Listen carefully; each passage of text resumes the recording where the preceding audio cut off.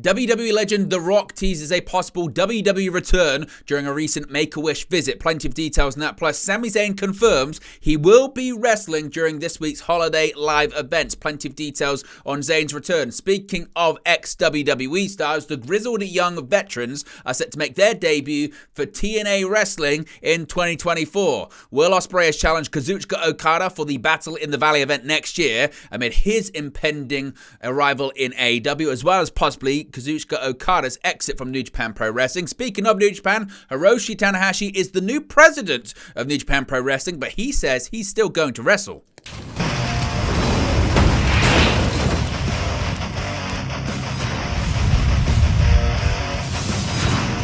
Hey guys, welcome back to Wrestling News 365. Hope everyone is doing very well. As always, there are plenty of news stories to get into in the world of professional wrestling. Let's start off talking about the great one himself, The Rock, who has teased yet another possible return to WWE.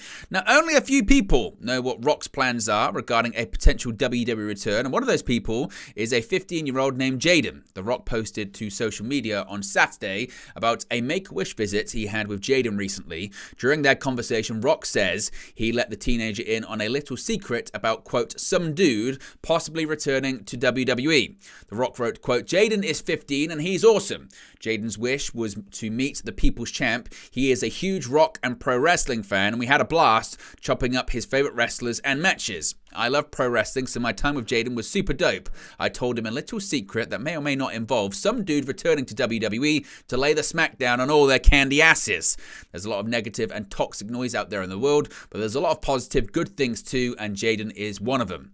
Now, The Rock made a surprise appearance on the September 15th episode of SmackDown. Earlier that day, he had been on the Pat McAfee show and spoke about potentially appearing at WrestleMania 40. The following month, Dave Meltzer addressed Rock's status for next year's event in the Wrestling Observer newsletter. Meltzer at the time wrote, quote, regarding the stories that WWE won't do Rock versus Reigns at Mania, if Rock wants to do it, what we were told is this. If he wants to spot, I can't believe WWE would turn him down, but after Johnson turned it down last year, nobody is going with the idea that he's going to do it this year. The match is not scheduled, unlike at this time last year when the match was considered a good shot. The belief is that Johnson will have plenty of work once the strikes are over and he will have plenty to do.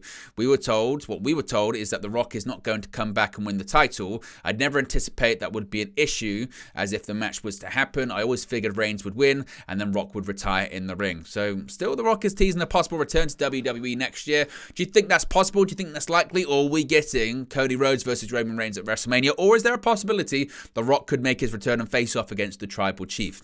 Let me know your thoughts about that in the comment section below. Now, there's been quite a lot of, discussion and debate about Sami Zayn's status at the moment after he was seemingly written off of television a few weeks ago. But after a few weeks off, Sami Zayn is returning for WWE's holiday week of house shows. Zayn made the social media post today, Tuesday the 26th of December, confirming that he'll be wrestling at 5 WWE house shows this week. They will be his first matches since the December 4 episode of Raw, which included an injury angle where Zayn was attacked by Drew McIntyre. Sami Zayn wrote the following on social media, you can see it right there, saying, quote, I will be performing on WWE's holiday tour. 5 great cities in 5 nights to end 2023, the wildest year of my career. Tonight, MSG, New York City. Tomorrow, Boston. December 28, Montreal. December 29, Toronto. December 30, Los Angeles. Crazy times, lots of love. Thanks for letting me play. Now, as I mentioned, it had been reported by the likes of Dave Meltzer and others that the Zayn-McIntyre attack angle that Zayn had asked for some time off recently and had been granted it. Zayn wasn't scheduled for the December 28 house show in his hometown of Montreal/Laval at that time, though Meltzer noted it was possible that Zayn would be added, and of course, he has been added. Zayn and Jey Uso versus the Judgment Day's Finn Balor and Damian Priest is advertised for tonight's Madison Square Garden house show. Of course, that is the house show in which CM Punk is going to be making his return to WWE competition for the first time in close to 10 years. Now, the Grizzled young veterans, they are coming to TNA Wrestling in 2024. TNA has announced that Zach Gibson and James Drake, collectively known as the Grizzled Young Veterans, will make their TNA debut at the TNA Hard to Kill pay-per-view on January 13. Their opponents were not named in the announcement. In a promo, the Grizzled Young Veterans made it clear that they had a point to prove and they wanted to fight the best on the planet. They stated that they were veterans that TNA needed to steer the ship in the right direction. The duo noted that the Rascals and ABC, that's Chris Bay and Ace Austin, were not the right men for the job. Gibson and Drake emphasized that they were coming for the TNA World Tag Team Championships. Gibson and Drake left WWE and officially entered free agency on October 14. They have hit the ground running since then, as the former NXT UK Tag Team Champions have competed throughout the independent scene across North America, as well as Europe too. Of course, we get more details on their plans in TNA Wrestling. We'll let you know in a future video. Now let's talk about some New Japan Pro Wrestling, and two names that possibly are not going to be in New Japan much longer could be facing off in a high-profile match next year, because Will Ospreay still has some unfinished business with Kazuchika Okada. While speaking as part of New Japan's Wrestle Kingdom 18 interview series, Ospreay issued a challenge to Okada for New Japan Battle in the Valley. Ospreay said he's confident that he's going to become the first ever IWGP Global Heavyweight Champion. Ospreay then says he wants his first title defense to be against Okada in San Jose, California. Ospreay is facing Jon Moxley and David Finlay in a three-way match at Wrestle Kingdom 18 to determine the inaugural IWGP Global Heavyweight Champion. Ospreay was the final IWGP United States/United Kingdom heavyweight champion before that title was retired. The title bout was destroyed by Finlay during the build to Wrestle Kingdom. Though this is his last Wrestle Kingdom as a full-time New Japan contracted talent, Ospreay said he's still dedicated to competing in a New Japan ring. He wants to show that with this match against Okada. Ospreay has a signed multi-year deal with AEW, but he will still be able to wrestle for New Japan occasionally as well. Ospreay said in his challenge to Okada, quote, "I'm confident going into this match that I'll be walking away with this championship. I'm that confident in doing it, like I'm prepared to make a challenge right here for San Jose. I know it's on the poster that Okada is on the poster, and we have so much unfinished business. Yeah, granted, I was able to get that win in the G1, and I could finally prove to everybody that I can beat Okada, but I'm happy to put this challenge out there right now. Right now in front of all of you, I want to face Okada in San Jose."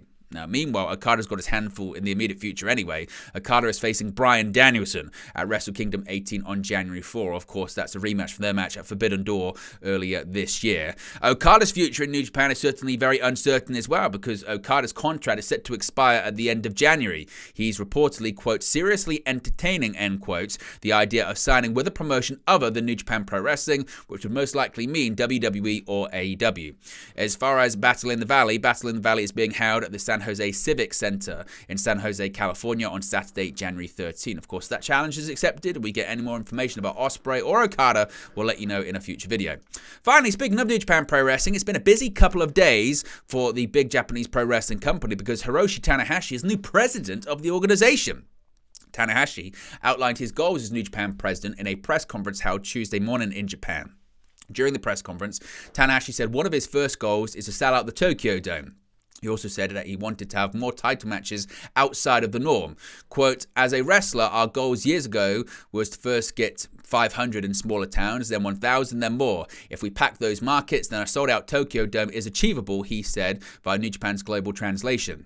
Tanahashi said he would continue to be on the road for New Japan Pro Wrestling, saying, quote, "I'll be on the road with New Japan Pro Wrestling when the company is on the road. When New Japan is in Tokyo, I will be in the office," he said. Tanahashi said the talk of him becoming the New Japan president became serious back in November as a request from New Japan's owner Taki Kidani. He also said that wrestlers found out about the change at the December 22 Korakuen Hall show. One of his goals is still to win the IWGP World Heavyweight Championship, which he hasn't done yet. Quote, "As an active wrestler, I still haven't won the IWGP World Heavyweight Championship, and there is a lot left undone, but an ace can be an ace on both sides of the fence, I thought," Tanahashi said. "There's an extent to which I have to live in this dual role for a bit to find out just what it's like and how much I can handle, but I've never been tired, so I think I'll be fine."